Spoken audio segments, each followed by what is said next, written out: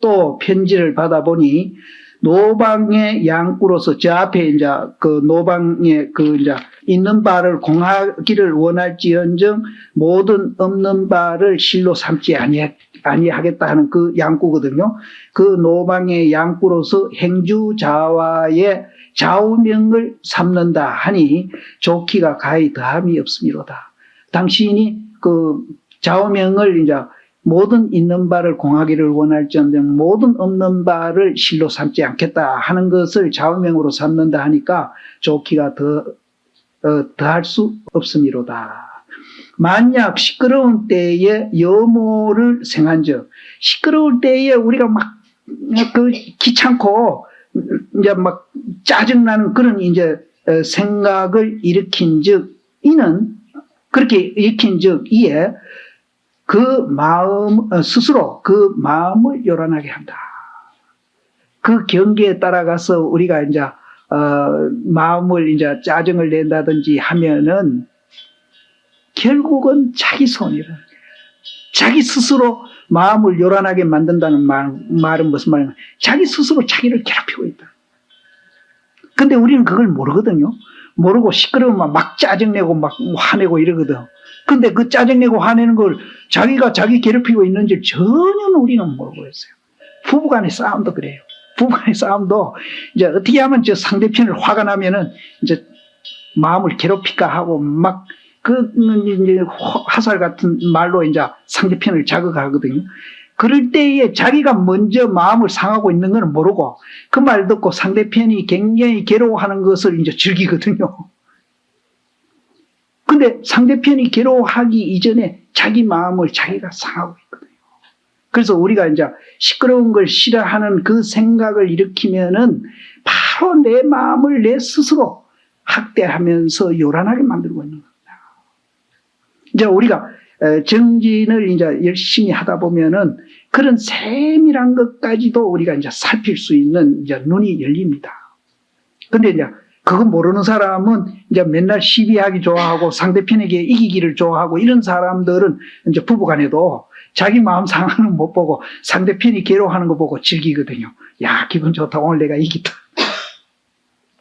부부간에 이기면 뭐 할 건데. 부부간에 이기가지고는 아무 덕될 게 없거든요. 아니, 아내가 괴로워하면은 그것이 곧 자기한테도요, 진하게 반찬도 잘 안 해줄 거 아니에요. 예? 그럼 남편을 이제 괴롭히면은 남편은 진하게 술 한잔 먹고 이제 그러고 들어오면은 돈 낭비하잖아요. 자기한테 손해나는 걸 모르고 이제 그것만 보는 거예요.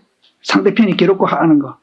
그래서 내가 가끔 이제 신도들한테 이런 소리 하면은 이제 어떤 보살은 자기 가슴을 이렇게 치는 이들이 있습니다. 그리고 왜 가슴 치요? 하니까 너무나 억울하게 살았다는 거예요. 그런 줄 몰랐대요, 자기는.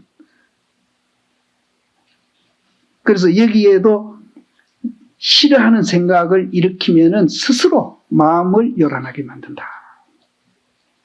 만약 생각을 동할 때 얻은 그런 이제 짜증나고 이제 어찌않는 생각이 일어나거든 자목, 노방거사의 양구, 그 양구, 모든 있는 바를 공하기를 원할지언정 모든 없는 바를 실로 삼지 말아라 하는 그 양구를 잡들이면은 그 양구를 한번 이제 상기해서 생각해 보면은 문득 뜨거울 때에 한번 청양산을 먹은 거를 갖다 시원하게 굉장히 뜨거울 때 아이스크림 먹으면 굉장히 시원해졌어. 그렇게 된다는 거예요. 근데 이것뿐 아닙니다. 우리가 이제 유에 집착하고 무에 집착해가지고 마음이 흔들리고 괴로울 때에 이제 정말로 우리가 실체가 없고 공이다 하는 것을 이제 여기같이 한번 이렇게 잡들이 보면은 정말로 이제 어떤 다른 방법보다는 좋은 방법으로 그것을 이제 해소할 수 있습니다. 근데 이제 세속 사람들은 참죠. 꾹꾹 누지르고 참으면은 우리 어머니 때는 그랬습니다. 꾹꾹 참고 누지르다 보면은 나중에 늙어가 모두 화병이 걸려가지고 애를 자시거든요. 우리는 그런 분을 많이 봤어요. 우리 세대 때는 그랬습니다. 근데 요새 세대는 그 얘기하면 그 실감이 안 날 거예요. 요새는 막, 꾹꾹 참는 사람 없거든. 할 소리 다 하고.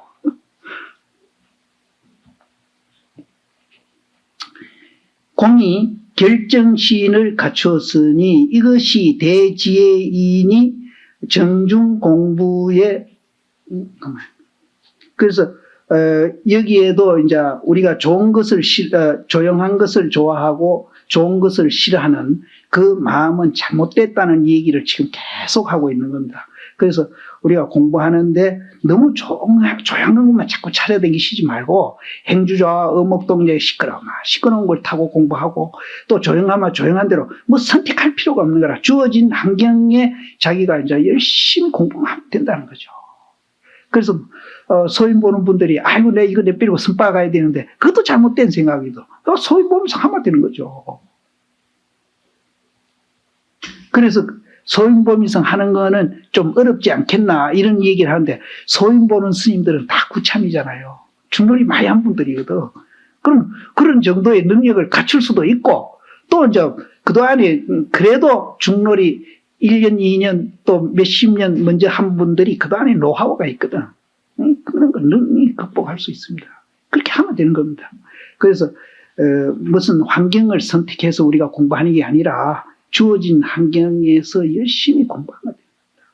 그래서 여기서 내가 좀 덧붙이고 얘기하고 싶은 거는 부처님이 발견한 세계 그 본질 이것을 우리는 이제 충분히 이해를 하고 그것을 바탕으로 깔아놓고 공부를 이제 하시면은 훨씬 더 효과적이라는 거죠. 아까도 얘기했지만 그거 모르고 공부한 사람은 미한 공부를 한다고 그랬잖아요. 그래서 옛날에는 선지식들이 그 역할을 해줬는데 지금은 그런 역할을 해줄 분이 없으니까 우리 스스로라도 이제 서장을 통해서라든지 이제 정말 검증받을 수 있는 책을 통해서 그런 견해를 세워놓고 그걸 바탕으로 해놓고 근데 사실은 육조당경 육조 스님이 그렇게 하거든요. 그걸 바탕으로 깔아놓고 뭐 화두 들고 연불하고 이런 거 봉사하고 없어요. 그 자리에서 그걸 바탕 깔은 그걸로서 공부를 하는 겁니다. 어제도 얘기했지만 선지식을 만나가지고 못 깨달으면은 반야로서 관조해서 공부하라 이러거든요. 그러면 그 반야는 그러면 이제 미완성의 반야죠. 깨친 사람은 이제 완성의 반야지만. 그래서 우리가 정견을 갖추라 그러면 그거는 우리가 아는 것이지 체험하지 않는 거지 않습니까? 이런 이제 얘기하는 분이 참 많은데 육조 스님도 그런 얘기했어요. 미완성의 반야지만은 그 반야로서 이제 관조해서 공부해라. 내가 새삼스럽게 그렇게 얘기하는 게 아니라니까. 그래서 날 보고 정견 갖추라 한다고 거기에 대해서 비난하는 사람 많아요. 근데 나는 모르겠습니다. 나는 시대를 나는 읽습니다. 그게 무슨 소린가 하면은 옛날 선지식 있을 때는 그 모델들이 그 역할을 우리한테 해줬어요. 근데 지금 그 역할을 해주는 모델이 없으니까 내가 스스로 할 수밖에 없지 않습니까? 그걸 내가 얘기하는데 옛날 모델에 있던 그 방식으로 뭐 새삼스럽게 고우시 무슨 새삼스러운 뭐 법을 자꾸 만듭니까? 이렇게 이제 내 상자가 그럽니다. 내 상자는 스님 정견 얘기 그만하시죠. 하도 타파하면 다 하지 않습니까? 내 상자도 그래요. 근데 다른 사람 얘기하는 건 말할 거 없지. 시대가 변하고 있는데, 아까도 무유정법이 아닌 역따라 삼맥삼불이라고 그랬지만은, 그때 환경에 맞춰서 이제 반야로 간조하던 시대는 육조심 시대고, 그 시대에서 점점 오면서 그것을 아주 전문화 만들어서 이제 화두하는 방법으로 육조 스님도 그때 안 쓴 게 아니거든요. 10만물 입마레오 하는 것도 화두랑 똑같은 겁니다. 그분도 그렇게 썼거든. 그래서 그것이 점점 이루어오면서 육조 스님까지 이제 조금씩 그게 이제 저변 확대가 됐던 겁니다. 그래서 대심에 와서 이분이 그런 방법을 채택해서 공부하면은 더 효과적으로 공부할 수 있다고 그것을 이제 강조하고 나온 겁니다. 없던 걸 만드는 게 아니거든요. 그래서 시대에 따라서 우리 수행도 변해야 된다. 근데 안 변하는 건 아까 제가 말씀드린 대로 적적성성과 성성적적 이거는 절대로 이제 변화시키면 안 된다. 이거 변화시키는 건 이건 외도니까. 우리 적적성성, 성성적적은 지금 우리가 듣고 보고 하는 이 마음의 속성입니다. 그러면 이제 마음이 이제 갑자기 뭐 지구가 어떻게 돼가지고 뭐 변한다면은 모르겠지만은 부처님 말에 의해서 자기가 태어나기 이전에도 그렇게 존재했었고 모든 존재가 태어난 후에도 그렇게 존재할 것이고 자기가 멸한 후에 영원히 그렇게 존재할 것이다. 그분이 그렇게 얘기했습니다. 그건 절대 안 변해. 그것 말고는 이제 시대의 환경에 따라서 변할 수 있습니다. 공이 결정신을 갖추었으니 이것이 대지인이다. 이제 그 결정신이 방금 이 얘기한 대로 이제 시끄러운 것은 시끄러운 대로 이제 조용하면 조용한 대로 성시 지급을 해가지고 조용한 거하고 시끄러운 것이 둘이 분리되어 있는 게 아니고 하나면서 또 둘이고 둘이면서 하나고 시끄러운 것이 조용한 것이고 조용한 것이 시끄러운 것이고 이렇게 이제 우리가 믿는 것이 결정신을 갖췄으니 이것이 대지혜입니다. 근데 이 말도 우리가 자세히 보면은 사실은 안 맞다고 하거든요. 왜냐면 대지혜인이라면은 벌써 믿고 안 믿고 이제 경계에 자유자재하는 사람이거든요. 근데 결정신을 갖추면은 이래 했거든요. 이것도 자세히 보면 안 맞는 소리입니다. 결정신을 갖추는 것은 아직 못 깨달은 사람이에요. 그럼 못 깨달은 사람을 대지혜인이라고 그러거든요. 이것도 사실은 안 맞는 소리예요. 그러나 이것이 안 맞는 소리가 아닙니다. 사실은 결정신을 갖췄든 안 갖췄든 사실은 우리는 그 원리에 의해서 그냥 그 원리는 조금 더 변하고 있는 게 아닙니다. 그것을 알고 그렇게 쓰느냐 안 쓰느냐가 문제지 뭐 깨달았든 못 깨달았든 그 원리에 의해서 존재하고 있는 것만은 틀림없습니다. 그래서 결정신을 갖추었으니 이것이 대지혜이다. 오랫동안 고요한 가운데 공부를 주함일세 바야흐로 감히 이와 같은 말을 쓰라거니와 이분이 누구죠? 정시량이죠.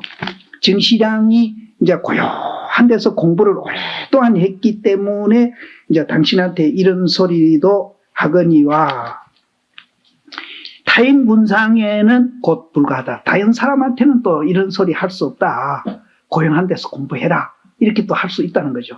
그래서 만약 업식이 망망하고 정상만 사람 앞을 향해 가지고 이와 같이 설할진대. 정상만인은 이제 깨닫지 못하고서 깨달았다고 하는 사람이라는데요.